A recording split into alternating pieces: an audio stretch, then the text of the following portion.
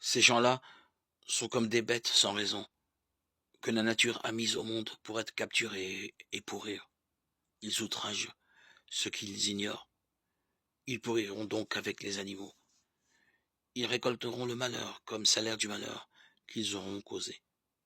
Ils croient trouver leur bonheur dans les plaisirs qu'ils prennent en plein jour.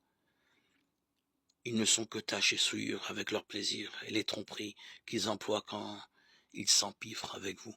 Tous leurs regards, tournés vers les femmes adultères, sont en permanence avides de péché. Ils séduisent les âmes sans solidité. Ils ont le cœur exercé à la cupidité. Ce sont des enfants de malédiction. Abandonnant le droit chemin, ils se sont égarés. Ils se sont engagés sur le chemin de Balaam, fils de Bossor, heureux de recevoir le salaire du malheur. Celui-ci a pourtant reçu une leçon pour sa transgression. Une bête de somme sans voix s'est mise à parler avec une voix humaine et s'est opposée à la folie du prophète.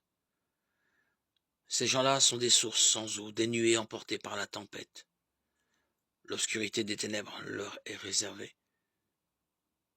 Ils profèrent des énormités pleines de vide. Ils séduisent, par leur passion charnelle et leur débauche, ceux qui viennent tout juste de quitter les gens qui vivent dans l'égarement. Ils leur promettent la liberté alors qu'eux-mêmes sont esclaves de la pourriture. Car l'homme est esclave de ce qui le domine.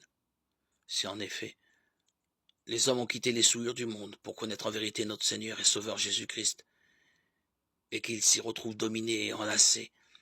Leur situation finale devient pire que celle du début.